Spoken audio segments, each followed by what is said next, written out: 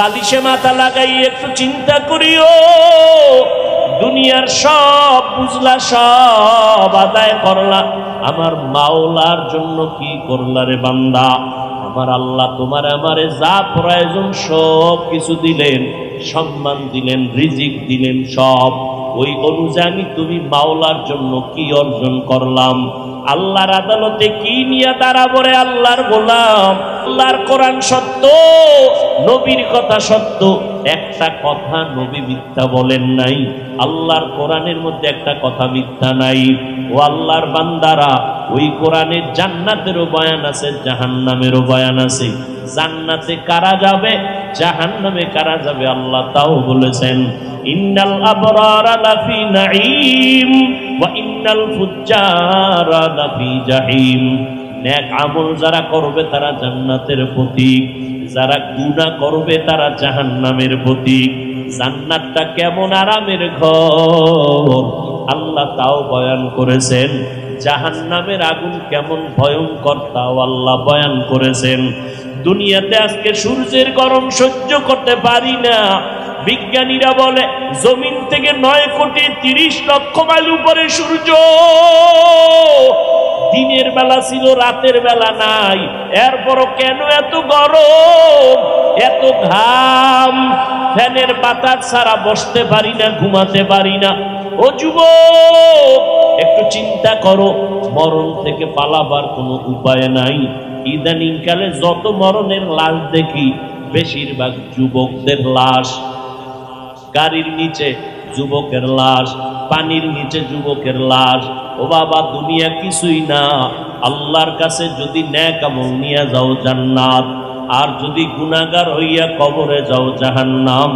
আল্লাহর নবী, রহমতের নবী আমার, জীবনভর কান্না করেছেন, সাহাবায়ে কেরাম কান্না করেছেন। আবু বকর সিদ্দিক রাদিয়াল্লাহু তাআলা আনহু নামাজে দাঁড়ায় কাঁদতেছেন, ওমরে ফারুক জীবন কান্নায় কাটাইলেন। আল্লাহর আদালতে দাঁড়ায় কেমনে জবাব দিবেন?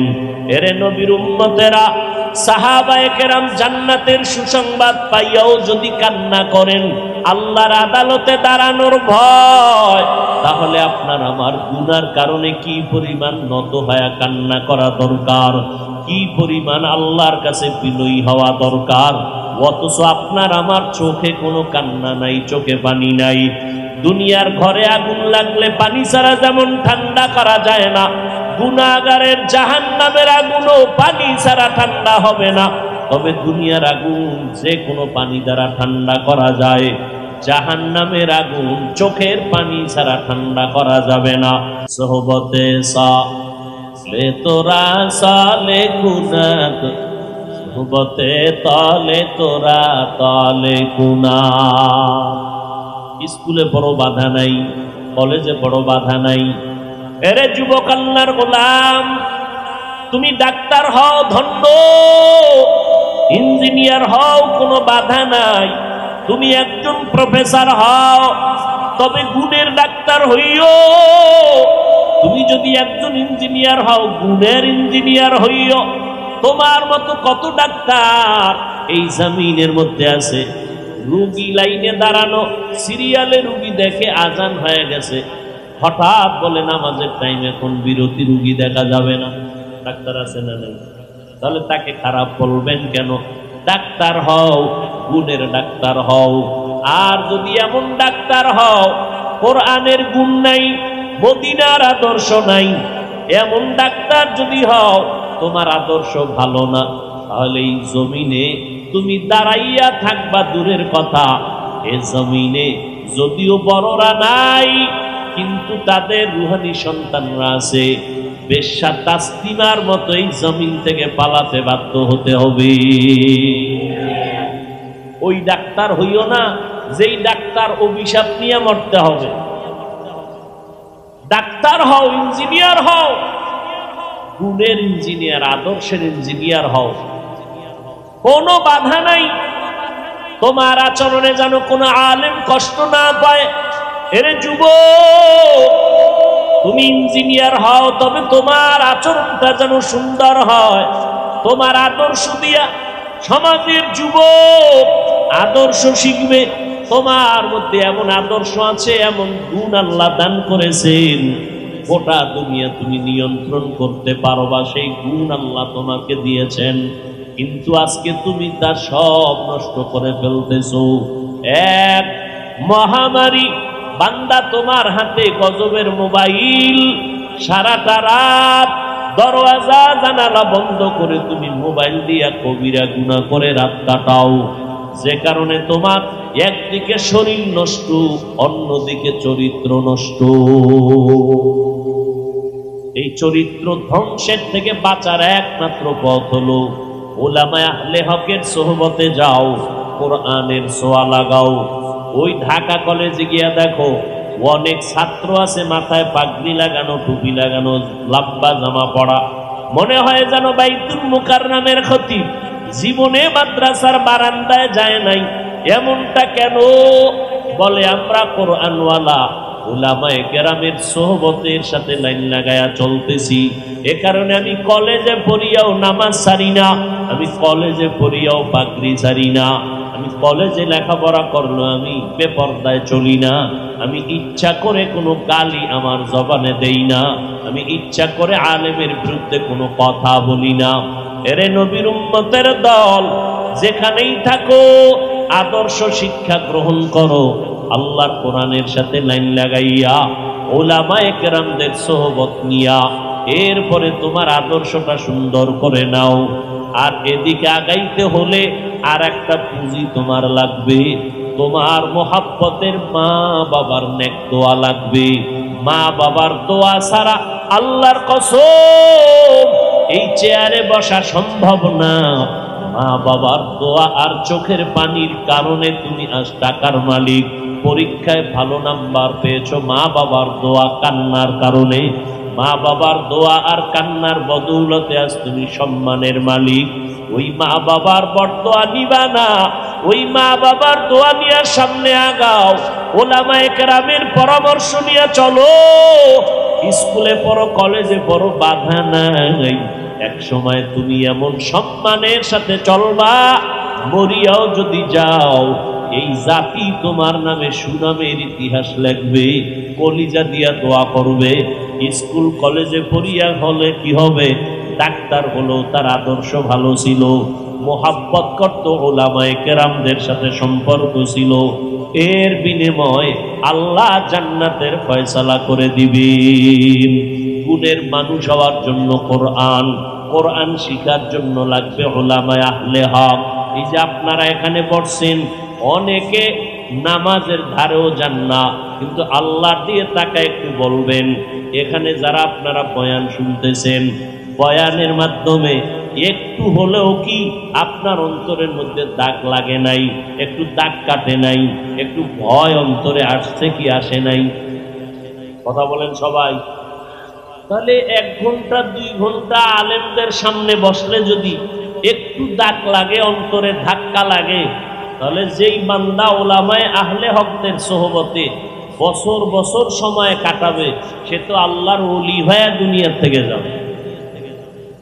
আউলিয়ারা কারে উকবা ইখতিয়ার, জাহেলারা কারে দুনিয়া ইখতিয়ার। এরে নবীর আশিক উম্মতের দল, ভালো করে বুঝো রে যুবক, ও বৃদ্ধ বাবাজি, ও পর্দার আড়ালের আম্মা জান, আপনাদের সন্তানদেরকে আদর্শ ডাক্তার বানায় যাবেন। আপনারা এত সম্মানিত, আল্লাহ এত মর্যাদা মা আপনাদেরকে দান করেছেন। আপনারা নবী না, নবীদের মায়ের মতো আপনাদের সম্মান। এরে পর্দার আড়ালের আম্মা জানেরা, সাহাবায়ে কেরামদের মায়ের মতো আপনারা মা। খাদিজা রাদিয়াল্লাহু তাআলা আনহার মতো নারী, ফাতেমা রাদিয়াল্লাহু আনহার মতো নারী, আয়েশা রাদিয়াল্লাহু আনহার মতো দামি নারী। এরে আম্মা জান, আপনাদের এত মর্যাদা।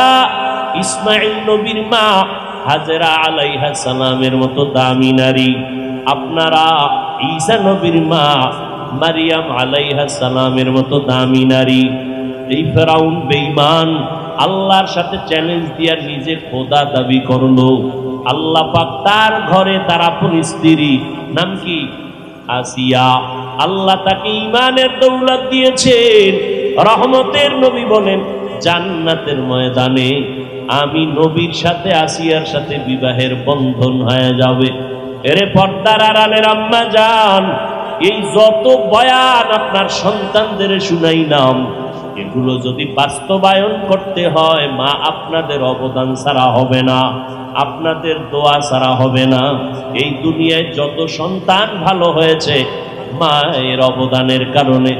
এজন্য ইমাম গজালি রাহমাতুল্লাহ আলাইহি বলেন, পৃথিবীতে প্রত্যেকটা সন্তানের জন্য প্রাথমিক শিক্ষিকা হলো তার আদর্শের মা।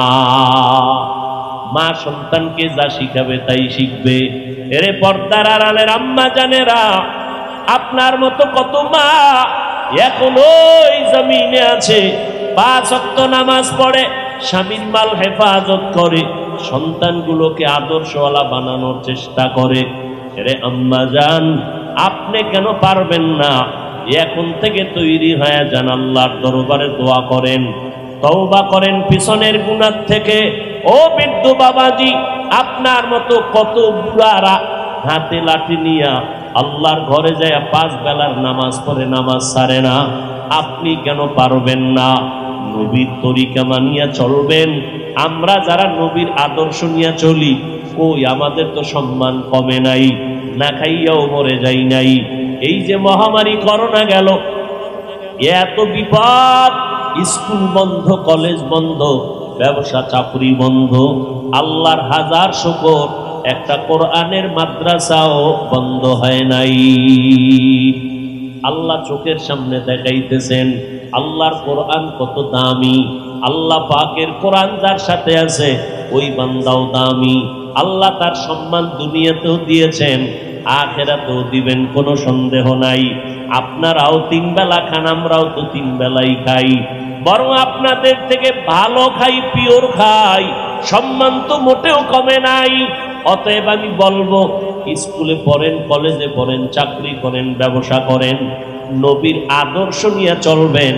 আপনারাও পানি পান করেন, আমরাও পানি পান করি, ব্যবধানটা একটু পাল্টাইবেন।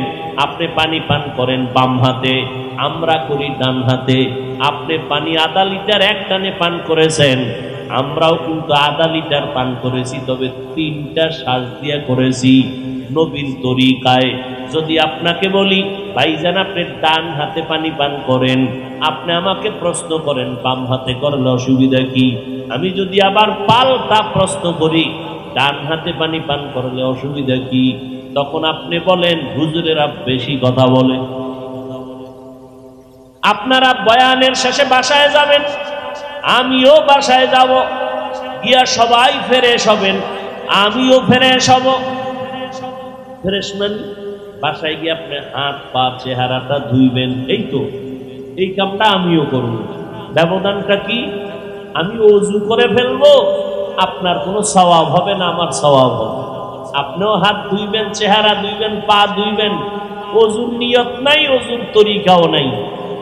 তাহলে সব করতেছেন ঠিকই, সিস্টেমের কারণে গুনাহ হচ্ছে।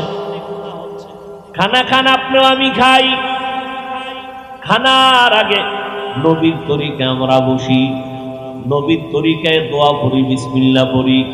বাসায় আপনিও ঢুকবেন, আমরাও ঢুকবো।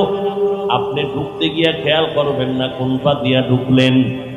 আমি নবীর তরিকায় ডান পা দিয়া ঢুকবো, নবীর তরিকায় জোরে সালাম দিব, নবীর তরিকায় বিসমিল্লাহ পড়বো। আমার ঘরটা বরকতের ঘর হয়ে যাবে। আল্লাহর নবীর তরিকা মতো ঢুকো, ঘরে ডান পা দিয়া ঢুকো, জোরে সালাম দাও। ওই সালামের বরকতে ফেরেশতা থাকুক, জিন থাকুক, মানুষ থাকুক, সবাই শান্তির বাতাস পাবে, জবাব আসবে। আর দূষিত কিছু যদি থাকে, সালামের বরকতে ওই বাড়িটা আল্লাহ হেফাজত করবে। খানা আপনিও খান, আমিও খাই, আপনিও ঘুমান, আমিও ঘুমাই, সব এক, সিস্টেম আলাদা। আপনি ডান কাত বাম কাত নাই, আমরা ওযু করে ঘুমাই, ডান কাতে ঘুমাবার চেষ্টা করি। আবার আপনি সকালে উঠেন, আমিও তো ঘুমের থেকে সকালে উঠি। হয়তো আপনি 2 ঘন্টা পরে উঠেন, আমি 2 ঘন্টা আগে উঠি। ফজরের নামাজটা পড়েছি, আপনি নামাজ পড়েন নাই। না পড়লে কি হবে? আমার থেকে বেশি ঘুমাইতে পারেন নাই।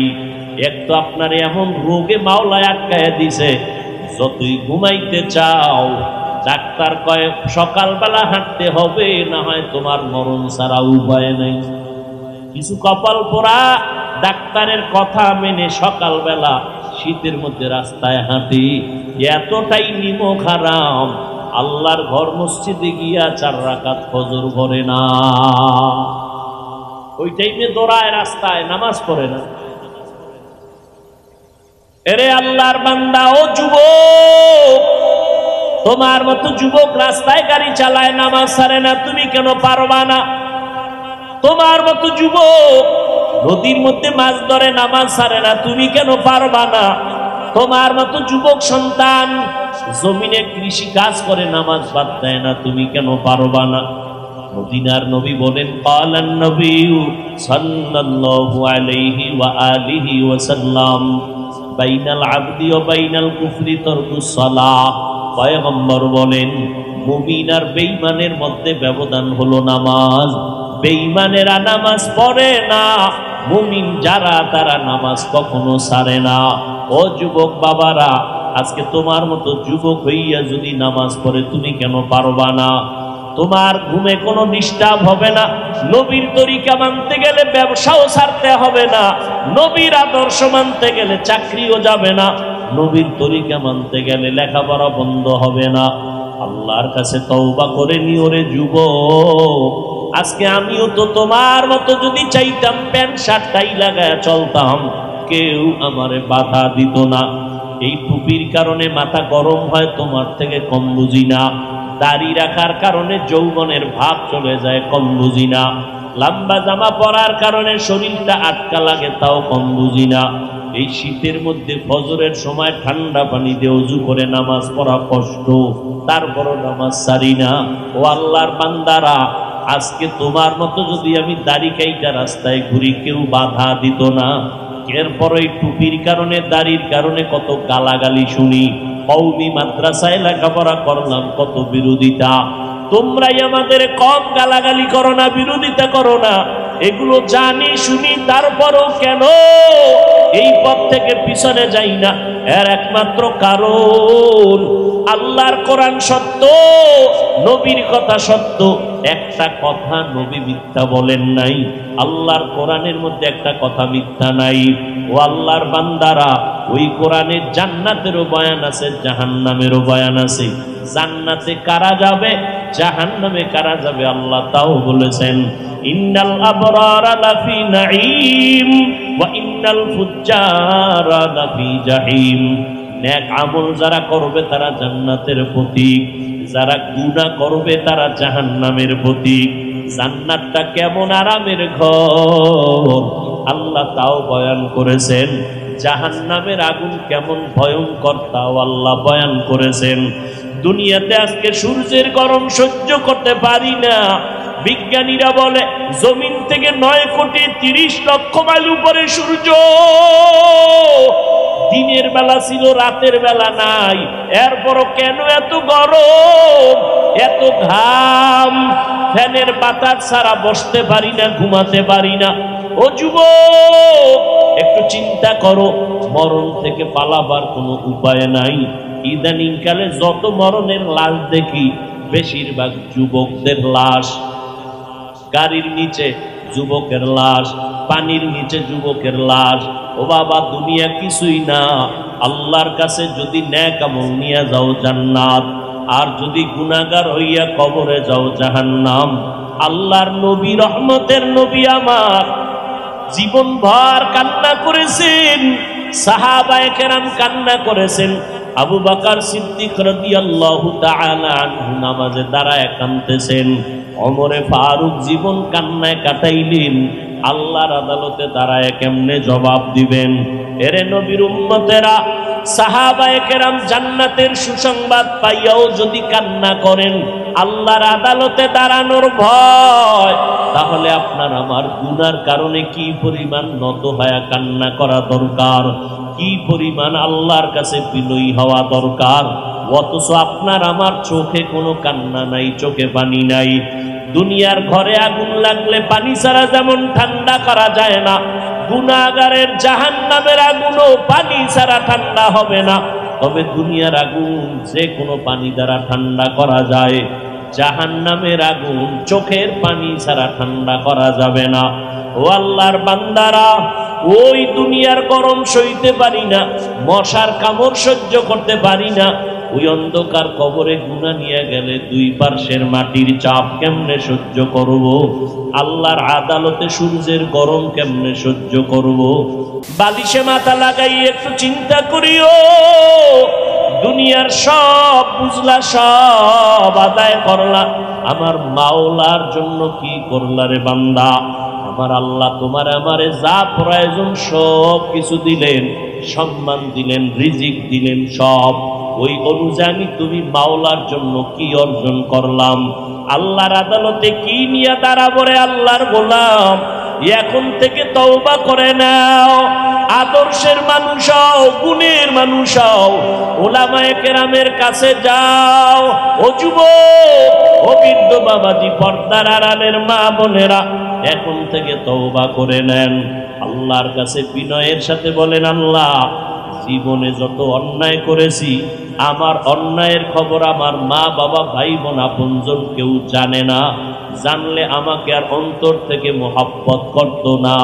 আল্লাহ সব জানেন, এরপরেও আল্লাহ রাগ করে খানা বন্ধ করেন নাই, পানি বন্ধ করেন নাই, বরং আল্লাহ তওবার পথে ডাকতেছেন। আল্লাহর কাছে বিনয়ের সাথে বলো মুমিন, আল্লাহকে হাজির নাজির জেনে বলো, আল্লাহ, জীবনে যত অন্যায় করেছি আজকে থেকে তওবা করব। জীবনে আর নামাজ ছাড়বো না, দাড়ি কাটবো না, বেপরদায় চলবো না, নিজেও নবীর আদর্শ নিয়ে চলবো, নিজের আহাল পরিবারকেও চালাবো। ও আল্লাহর বান্দারা, নবীর তরিকা নিয়া আল্লাহর মুহাব্বতে চলার জন্য যদি অন্তর তৈরি হয়, হায়াতের মালিক আল্লাহ, রিজিকের মালিক আল্লাহ, ইজ্জতের মালিক আমার আল্লাহ, মরিয়া গেল আর নামাজ ছাড়বো না, দাড়ি কাটবো না, বেপরদায় চলবো না, মা বাবাকে কষ্ট দিব না, উলামায়ে কেরামের পরামর্শ নিয়ে নবীর সুন্নত অনুযায়ী চলবো। তওবা করার মতো যদি কারো অন্তর তৈরি হয়, মুনাফিকি যদি না থাকে, খাঁটি তওবার নিয়তে দুটো হাত আল্লাহকে দেখায়া দেই। আয় আল্লাহ, আমাদের হাতগুলো কবুল করে নেন, তওবা কবুল করে নেন, তওবার উপরে মজবুত হইয়া চলার মতো তৌফিক দান করেন। নবীর আদর্শ নিয়া উলামায়ে কেরামের পরামর্শ মতে আদর্শ